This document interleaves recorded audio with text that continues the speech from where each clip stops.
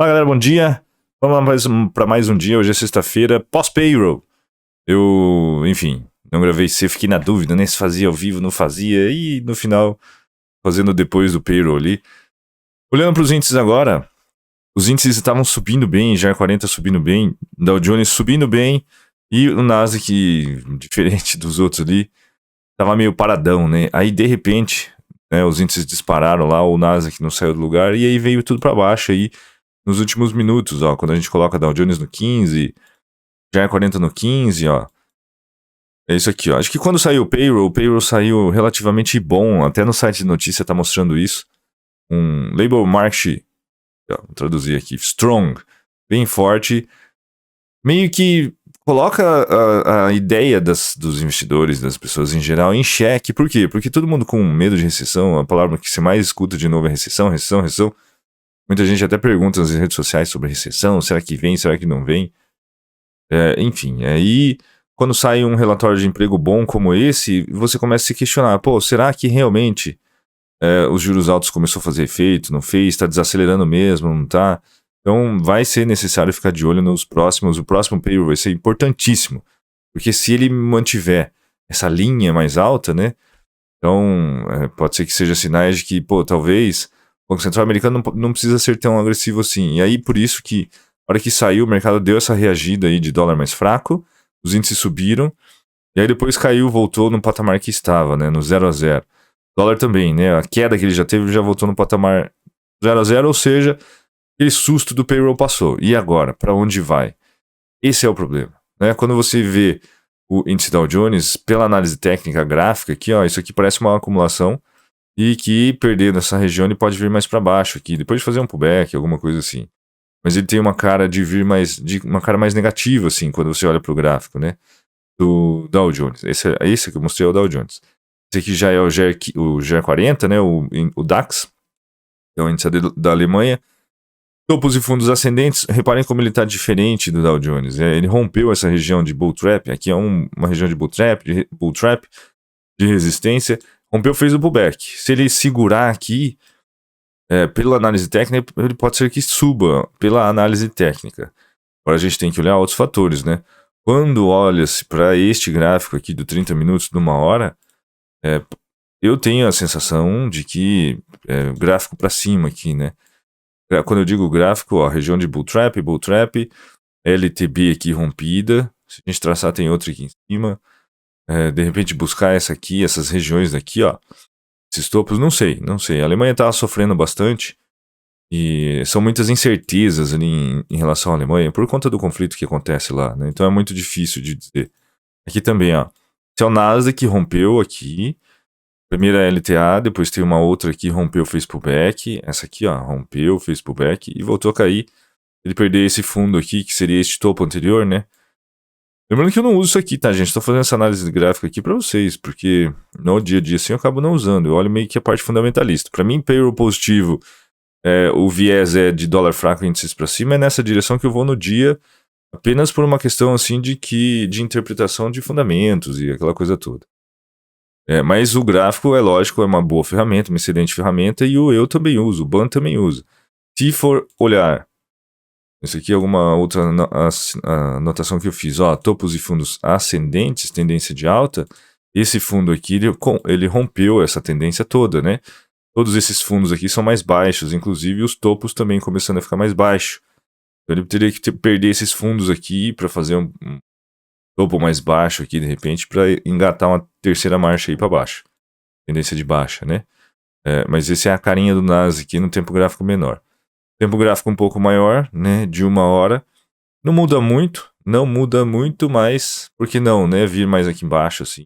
Então, um ombrinho aqui e dá uma... pouco diferente, mas um formato de ombro, cabeça, ombro. E olhando só para gráfico, tá? Isso aqui. Não é questão disso.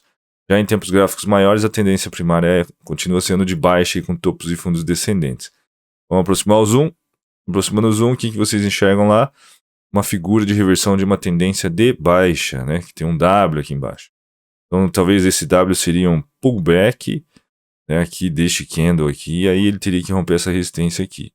Como o payroll para mim é positivo, apesar de ser, né, uma sexta-feira meio tenebrosa, assim, por conta das coisas que aconteceram, eu vou continuar teimando em dólar fraco e índices pra cima, tá? Esse sou eu e é assim que eu opero. Site de notícia, infelizmente, a gente teve de madrugada. Eu fiquei chocado com isso aqui. Eu cheguei de madrugada ontem em casa. Quem olhou nas minhas redes sociais lá sabe que eu tava jantando 1 hora da manhã. Graças a Deus tem restaurante que fica aberto 1 hora da manhã, porque hoje é muito difícil, né, de achar. Eu cheguei em casa, entrei na live pra encher o saco do Siqueira. O Siqueira, cara, você viu o que aconteceu com o Shinzo Abe e tal? Pra quem não sabe, a gente tem nossas lives diárias lá, 22 horas por dia. Então, qualquer hora que você entrar lá, vai ter operador operando, enfim. E aí eu falei, cara, não vi e tal. E aí dá uma olhada no Ien. Aí eu olhei no Ien, ele falou, o Ien derreteu, né? Aí eu falei, pô, mas se o Ien derreteu, tem coisa errada. Falei pra ele, na hora, assim, pá. Ele, como assim, né? Ele e a galera, foi aqui, né, quando a reação do Ien, do dólar Ien, quando ele recebeu o tiro lá. E aí depois acabou 5 horas da manhã falecendo. E subiu de volta aqui o Ien. Então, quando cai, a gente tá falando de um Ien se valorizando, não desvalorizando. No gráfico, isso é valorização, e quando sobe ele se desvaloriza. E eu, sinceramente, não tenho conhecimento suficiente para poder opinar sobre esse tipo de coisa, porque ele é um primeiro-ministro, ele foi muito bom para os estrangeiros, a população japonesa gosta de forma geral dele, a população estrangeira também gosta, ele ajudou muito, né, estrangeiros com diversas questões lá, e eu acredito que esteja todo mundo em choque lá, mas eu não tenho conhecimento suficiente para falar alguma coisa das consequências econômicas disso tudo, porque ele não é mais o primeiro-ministro do Japão, né. Então, eu não posso nem opinar pela ausência de conhecimento nesse assunto. Mas, ó, voltando aqui no Ien, em 2020, o Ien esteve próximo dos 100. Quando eu digo 100, é 100, assim, né? Então, pra gente comprar $1, a gente precisava desembolsar 100 ienes. Quando a gente tá lá no Japão, a gente chama isso aqui de 1 para 1. Porque 100 é uma moedinha, assim, tem um poder de compra de um chiclete. Não um chiclete, não, alguns, assim, mas é bem baixo. É como $1. E aí, se ele sair de 100 ou 101, que é mais ou menos onde ele estava, para onde ele está agora, vamos pegar essa cruz aqui e medir, ó, desde aqui até aqui, são 35, 36%. Então a gente está falando dele sair de 100 para 136. Então a gente está vendo aqui uma desvalorização de 35, 36, quase 37%. De quanto? 2020 para cá, de março de 2020 para cá. Então o Ien se desvalorizou demais nesse pequeno período, em 2 anos. Lógico, a gente tem outras moedas, se for comparar Brasil, não tem nem como, desvalorizou muito mais. Mas a gente está falando de uma desvalorização monstruosa aqui, né? E isso beneficia o quê, Ban? Pensa o seguinte, em empresas que são, por exemplo, importadoras. Fica ruim de você comprar. Eu sempre uso a analogia do iPhone. O iPhone $1.000 lá fora, com R$1 a 2, são R$2.000, você compra o iPhone. O mesmo iPhone a $1.000 com R$1 a 6, são R$6.000. Você já pensa 2 vezes em comprar um iPhone. Você já pensa 2 vezes em fazer uma viagem para o exterior. Então tem diversos setores que não se beneficiam com a moeda extremamente desvalorizada. Porém, tem outros que se beneficiam. E a exportação, por exemplo, o seu produto acaba ficando barato. Então quem está lá fora olha para o Brasil e fala, pô, aquele calçado que eles produzem lá no Brasil, para eu comprar lá é 6 pila, né? Tá R$6, $1 eu preciso desembolsar só. Tá muito barato. Então, para exportação fica muito bom e para importação não. E no Japão, né, toda essa desvalorização, então você tem que ter um equilíbrio. Por isso que a gente sempre fala do equilíbrio, né? Tem que ter um equilíbrio também. Mas é isso. Não sei o que aqui no gráfico diário, ó, eu não sei o que pode acarretar, quais são as consequências econômicas desse atentado aí.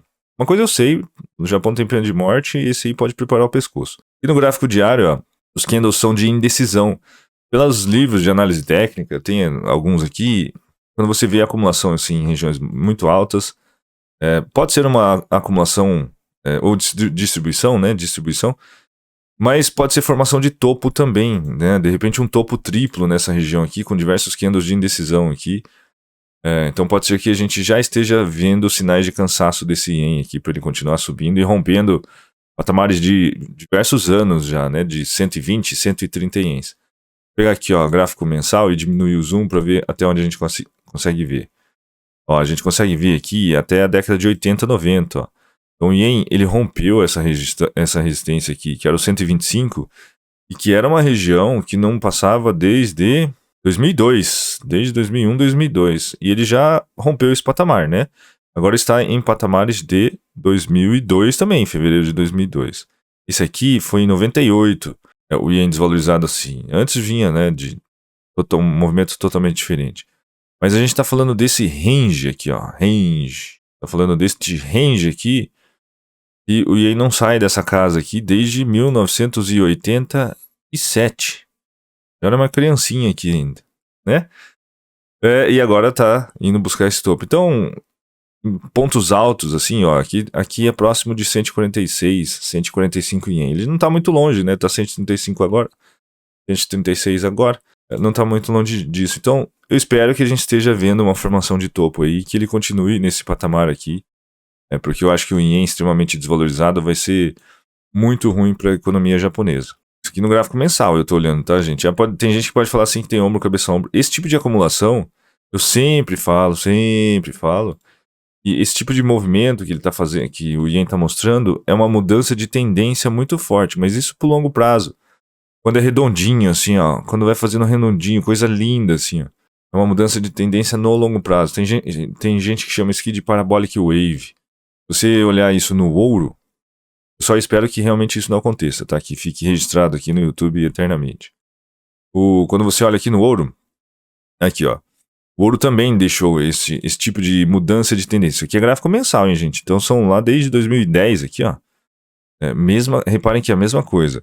Uma mudança de tendência muito consistente aqui. O ouro pode ainda vir aqui para voltar a subir, coisas desse tipo. Não é só pelo Parabolic Wave, não é só pelo esse redondinho que fiz aqui. Existem diversos fatores também, né? Mas, como vocês estão vendo, o ouro fez a mesma coisa. Tem gente que afirma que esse tipo de acumulação, gente de análise técnica, e este tamanho de acumulação, quando rompe para cima, você projeta ele para cima também, elevando o ouro lá para 2.800 pontos, coisas desse tipo. Mas são interpretações, né? Tem analistas que falam isso. Olhando aqui para o gráfico, tanto mensal quanto semanal, fica muito claro um topo duplo aqui no ouro, com juros subindo nos Estados Unidos. Não vou dizer que é muito provável, mas existe uma grande probabilidade, né, do ouro vir mais para baixo aí se os juros dos títulos dos Estados Unidos ficarem mais atrativos do que estão hoje. Enquanto estamos conversando aqui, o dólar está caindo e as moedas estão subindo. Então basicamente é isso. Mercado à vista, com os índices no negativo agora há pouco estava no 0 a 0, mas estão aí no negativo. Tudo aqui no negativo. Bolsas da Europa estavam no positivo, também viraram para o negativo. Elas estavam subindo aí. Então a gente está vendo um mercado volátil hoje. Site de notícias, saiu o payroll acima do esperado, né? Como até tinha comentado, 268 saiu 372, muito acima do esperado, assustou o mercado. Então é isso que a gente vai ver. Infelizmente vai ver sobre o primeiro-ministro do Japão e sobre o payroll no dia de hoje. Beleza, então? Não vou editar esse vídeo, já vou subir já. E não vai dar tempo de editar, então não liguem. Esse final de semana eu vou ter um curso presencial aqui em Curitiba. Eu vou fazer um curso presencial aqui. É um encontro presencial com a galera aqui em Curitiba. E esse curso será estendido aí até segunda, terça-feira, ainda não sei. Então eu, infelizmente, não conseguirei gravar na segunda-feira. O Morning Call, provavelmente eu tente ali pelo domingo à noite, dependendo da hora que acabar. As aulas lá, às vezes vai até tarde, assim, 11, meia-noite e tal. Mas prometo que tentarei gravar para vocês, se não só lá pela terça ou quarta-feira. Beleza? Ótimo final de semana. Até o próximo Morning Call. Tchau.